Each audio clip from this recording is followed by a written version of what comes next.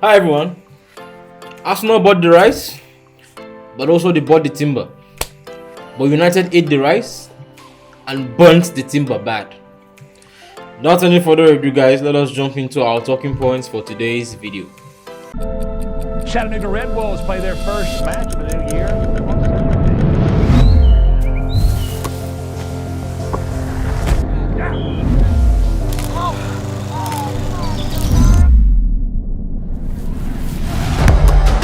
Here comes Chattanooga now. Puts it in! Finds the back right corner.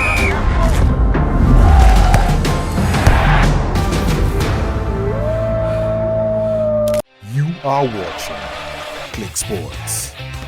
Click to explore the games. Well, as you all know, it's preseason and the Premier League teams are preparing for the forthcoming season. And as we've seen from the results over the weekend, the competition is real even before the season has begun. Teams and fans alike are already heated and competing to be ready for the new season. You know how things are usually when this time of the season is coming up. Just before the season, the preseason, teams, coaches are, you understand, they're under pressure, trying to get their teams ready, trying to make sure that they get all the signings that they need on time. And as you can see, the fans are getting excited. I mean, Arsenal signed their 3 major signings just over 2 weeks ago, over a month ago, 2 weeks, a month ago. And Arsenal fans are all over the place. Yeah, we're going to win this, we're going to win. We have United fans on the other side, hyping up Onana and Mount. So everyone is getting excited for the new season. And right now, the preseason games, well, it's not a teller for what is going to happen in the season, but sometimes you can usually tell where your team is at. You can usually tell what's lacking in your team and what needs to be added to help the team perform better during the season.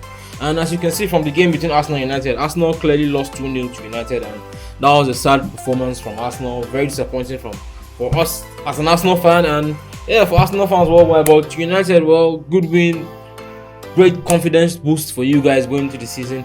It looks like United are ready and they're prepared for the coming season. I mean, we saw goals from Bruno Fernandez and Sancho. Well, Bruno Fernandez is always a stand-up guy, so it's not really a big surprise to see that he's already hitting up for the new season. But Sancho is the big surprise for me. You know, you could see the sharpness in him. You could see the grit. There's a little bit of grit which was missing inside of him, the way he played and the goal he scored, the way he took his finish. That was really good from Sancho. So if Sancho is on board this season for United, Bruno Fernandez, Rashford, I mean, come on, that attack is going to cause problems this season. And yeah, also Maino played in defensive midfield, and that guy dominated the midfield of Odegaard, Havertz and Rice. In that midfield game, the whole midfield competition that was going on there, these boys stood heads and shoulders above all the players on the pitch. And so United fans, like, what can I say? Like, you don't necessarily need to sign. They're talking about signing Amrabat. You have Maino coming up, like, and Casemiro. How old is Casemiro? Casemiro is just over 30 or 30. This boy is not 20 yet. Give Casemiro the next 2-3 seasons, he might be done. This boy has 3 seasons to learn under the best defensive midfielder in the last 10 years, and then he can fully take over. And from what his performance on Saturday, you can see that the boy has something. He might not be ready yet. He might need to go for a loan. But he can still be kept if he's ready to sit on the bench, watch and learn, and then take the chances that he's given. Why not? This is good, and this is a plus for Ten Hag. I'm impressed. I was really impressed to see how the boy fared against Arsenal's midfield, and yeah, that is good for you, Ten Hag. And then the other talking point is United's counter-attacking threat needs to be taken seriously. It is no longer it's no longer news. Like, everybody knows that United are dangerous on the counter. Yes, they can play if they need to play, but United primarily their biggest strength is on the counter attack. If you give United space behind your defense, if you play a high line, then you have to be on edge throughout the game against United, because the moment the ball goes over the top, or the moment the true pass is played, and Rashford goes in through, I mean, like, you can only pray to God. And this is something that has been going on at United for a very long time. This is not just with the present team. During the days of Tevez, Ronaldo and Rooney, United were thriving on the counter attack. Once United got you on the counter attack, that was it. So for me, like, I think at first when Ten Hag came to United, I thought, okay, fine. This guy worked under Pep Guardiola, and his style of play at Ajax was more of like a possession style of play, and we did see him try to implement that last season.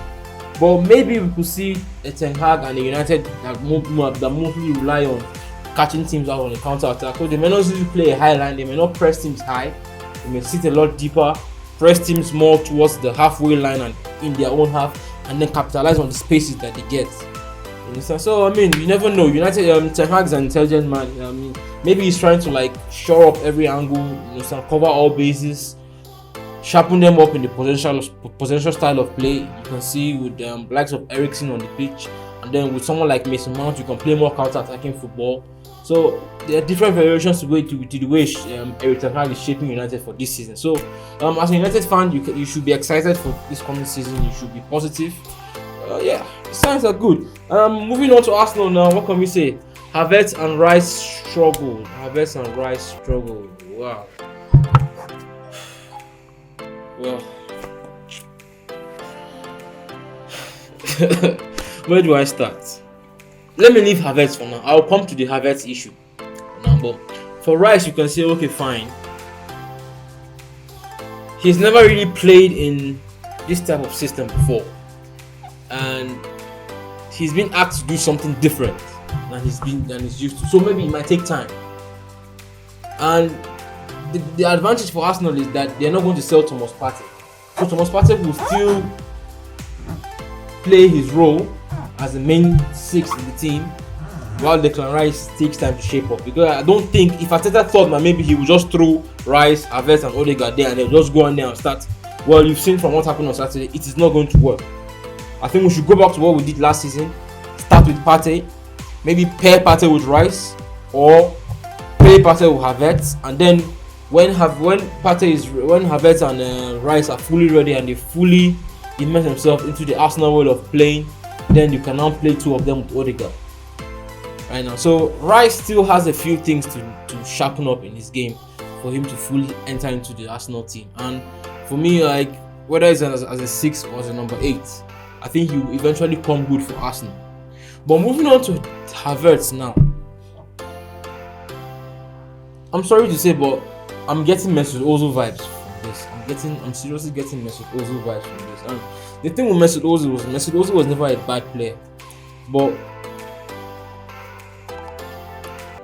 every other Mesut Ozil we saw, aside from the Mesut Ozil that was at Madrid under Jose Mourinho, was a Mesut Ozil that could only thrive when things were going well, when things were hard, and then the team needed to fight and struggle to make an impact.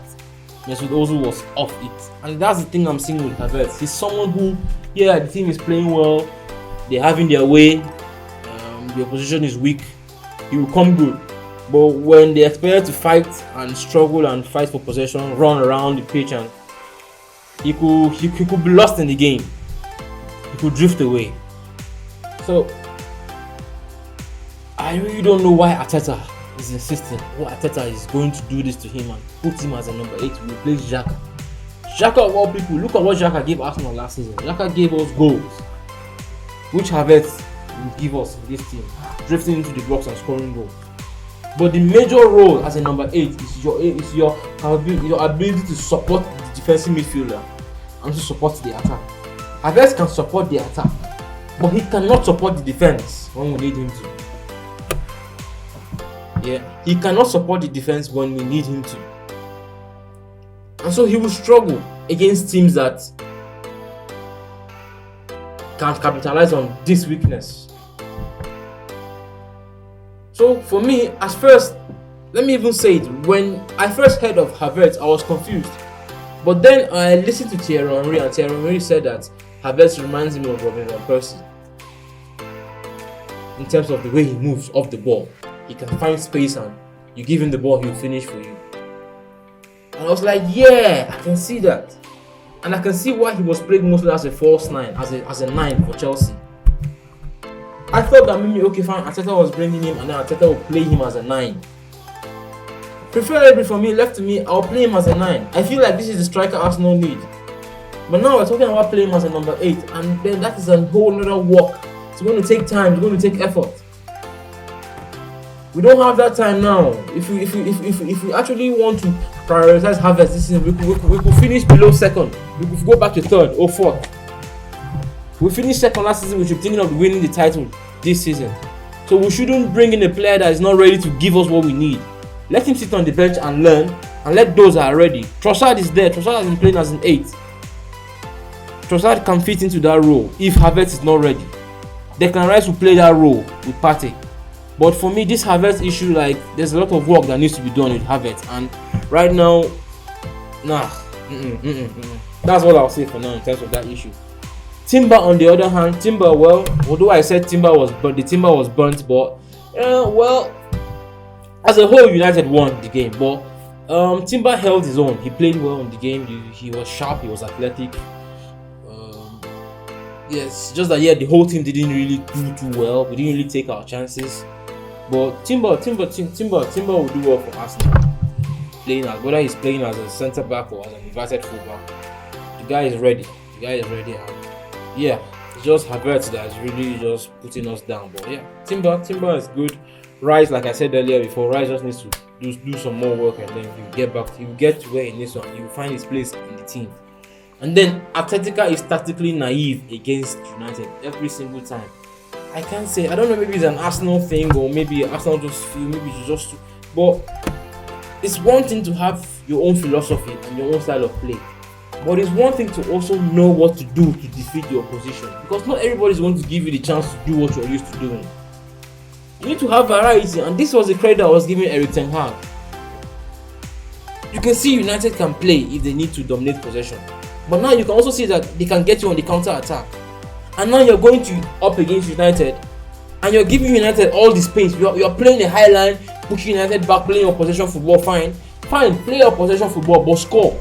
But Arsenal will play possession football, get chances, and waste the chances. Waste chances. What do you do in the boxing? Like, just watch two boxers fight. You watch one boxer. One is the aggressive guy, and then one is the counter-attacking guy. George Foreman, Muhammad Ali fight. Look at how it went. George Foreman is Arsenal, Muhammad Ali is in Manchester United. George Foreman was going whoo for 8 good rounds. He was just throwing heavy shots. Couldn't finish the opposition. And then the one moment of weakness that he showed, Ali was able to capitalize on it because of the fact that he was already tired. He had given everything. And this is what we see every time Arsenal play against United. Most of the time, especially at Old Trafford. Usually when we play them at home, we can handle them most of the time, but even at home sometimes too, they do catch us on the counter attack.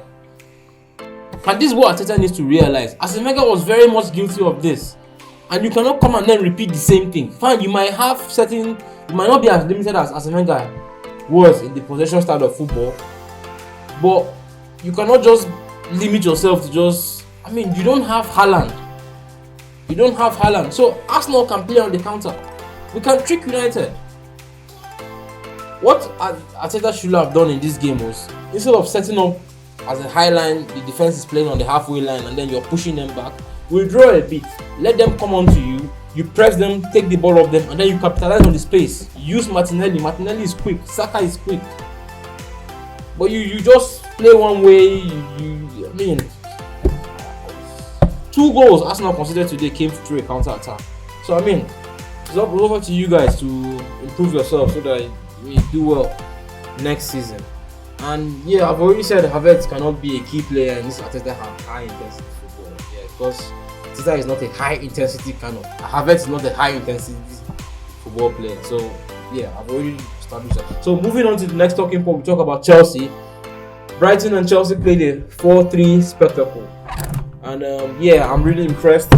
Last week I was having a conversation with a few friends, and we were talking about top 4. And my top 4 for me this coming season, the way I'm seeing is I'm thinking Man City, Arsenal, Liverpool, and maybe Chelsea because of Pochettino factor. I really rate Pochettino, and I think that the circumstances around him in Chelsea are really working out fine for him. He's really getting what he didn't have at Tottenham Hotspur in order to help him win. And if everything goes well, who knows? He can surprise people, And you can see from the game how goals from Nkunku. You can see Mudryk scored a very beautiful world-class goal.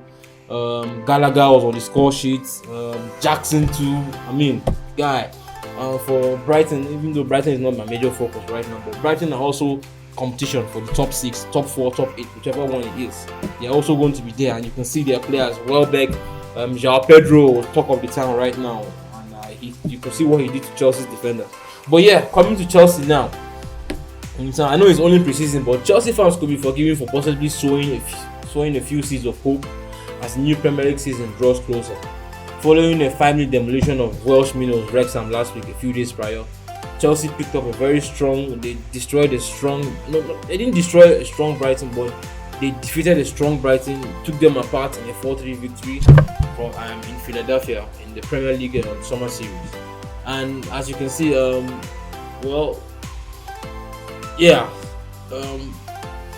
everything is looking in place. Right now, I think the only thing Chelsea need to just add is a defensive midfielder. There's still rumors about Caicedo, and to be honest, Chelsea, I have to tell you guys, Caicedo is becoming frustrated. And the longer you guys wait, the easier it is for somebody else to hijack it. Arsenal are still keeping their eyes on that, so don't forget that. But right now, I think Caicedo is the missing piece. If Jackson will do well, then maybe Chelsea don't need a new striker. Then they just, because if you think about it, the goalkeeper. Okay, fine. I don't think they need a new goalkeeper, but let's say Kepa is the goalkeeper, Reece James at right back, Chilwell, Colwill, Thiago Silva. No defensive midfielder, Enzo Fernandez, Nkunku, Jackson. And then you have Sterling, you have Mudryk, you have Noni, Madueke. You have a team there already. You just need that guy that is going to keep everything together, the pivot of the team. And Caicedo needs to be signed quickly. And yeah, Chelsea are good to go. Pochettino is a great manager. So one thing I know about Chelsea is that Chelsea are going to play high intensity football. They're going to play a good passing game, and they're not going to give you any chance to play your game. You're going to fight for it. If you think I'm just making noise, I'm just making mouth, go back to the days of Pochettino at Tottenham. When Pochettino was at Spurs, the top 3 teams in England that time, during that 3-year period were Man City, Liverpool and Tottenham. And the biggest games of those seasons, the most exciting games for those seasons were games that involved Tottenham. When Tottenham went to Man City, they always were able to give Man City a game. And when Tottenham played against Liverpool, those were the top. Aside from Liverpool Man City games, also Tottenham Liverpool games were very tough. Tottenham Man City games too were very tough and exciting. So guys, keep an eye on Pochettino. Guys, he has some tricks up his sleeve this season. So yeah, going on to transfer news, transfer rumors. Chelsea have reportedly submitted a bid for Crystal Palace star Michael Olise for more than his £35 million release clause in a bid to beat Manchester City to his signature. So Chelsea have met Olise's release clause. They've gone above his release clause. I think his release clause is 30 million, and they've offered 35 million for his release clause. Wow, great. Michael Olise is a great player. First of all, as a Nigerian, like a lot of Nigerians wanted him to play for Nigeria. He opted to play for France. So this is a player. Even the English wanted him to play for them. So this is a player that is highly rated, a highly rated prospect. And going to Chelsea, Pochettino can use him a lot. He could play on the right. He could play through the middle. So yeah, he could play as a false 9. So yeah, silky player. Very intelligent. Like I think, if you remember how Pochettino played at Tottenham, basically the Eriksen role on the right wing. That's the idea he has for Olise. So I think he's looking for a right wing, a new right wing, or someone that he can use on the right to give him to provide services to the striker. Even though I think that Ziyech is there, I don't know why they need to go for someone like this. Olise, good addition to Chelsea. So great addition. The other news: Tottenham owner Joe Lewis, not Daniel Levy. Joe Lewis is the owner of Tottenham. Tottenham owner Joe Lewis tells Daniel Levy that he must sell Harry Kane this summer if the striker does not sign a new £400,000 a week deal, boosting hopes of Bayern Munich landing the English striker. So Tottenham owner Joe Lewis has told the chairman Daniel Levy. Everybody knows Daniel Levy is a hard negotiator. The man will never agree. It's either you take his offer or not. And the guy doesn't want to allow Harry Kane to go, and Harry Kane doesn't want to sign a new contract. So the owner of the club is saying, the big guy in charge, the one who owns the club, has said basically, if he doesn't want to stay and you don't want to sign a new contract, sell him. We cannot lose him on the free, because as things stands right now, Harry Kane has 1 year on his contract. His contract ends next summer. So at the end of next season, Harry Kane can go to any club for free. He can even go to Arsenal for free. And maybe this might even be the biggest fear. Nobody wants a repeat of Sol Campbell part 2. Sol Campbell walking from Arsenal to Tottenham, from Tottenham to Arsenal, and then Arsenal going on to become the Invincibles. You don't want a chance of that. You don't want a guy to lose, even if he's going abroad for free. I mean, Harry Kane is a valuable player. Right now, as things sound, Tottenham can make at least 60 million pounds from Harry Kane. The least you can make, a low ball offer will be 60 million pounds. Standard offer will be 80 million pounds to maybe 100 million pounds. If Tottenham want to be, maybe they want to sell him to Saudi Arabia, they can ask for 120 million pounds. So the guy is still very much valuable. So why do you want to lose him on the free? So I understand what the owner of the club is saying, and yeah, Daniel Levy has to be told sometimes, because the man, good for him, good. Sell the guy, sell Harry Kane. Yeah, and also in addition to that, Son Heung-min has come out and said Tottenham must respect Harry Kane's decision over his future. Son Heung-min says as Spurs face selling the £100 million man to avoid losing him for free. So yeah, even his own teammate Son Heung-min, and this is the same Son Heung-min who last season, 2 seasons ago, when Harry Kane was being talked about leaving, when they were saying Harry Kane was going to Man City, he came out and sort of made some comments on social media that sort of he was sort of talking about betrayal and something along the lines of betrayal and leaving the squad, and if you leave us we'll be good. But now he's taking a whole U-turn and he said, let the man go. If he wants to go. And I think it's only fair to let Harry Kane go. Harry Kane has given so much to the club. He has given so much to that club, and he's not won any trophy yet. He needs to win a trophy. Not everybody can be an Alan Shearer. Alan Shearer has the record for the most goals in the Premier League, but he doesn't have a trophy. Okay, he has a Premier League trophy at Blackburn Rovers. But Harry Kane's case is different. Harry Kane could very well stay at Tottenham and become the record goal scorer of all time in England. But, bro, trophies.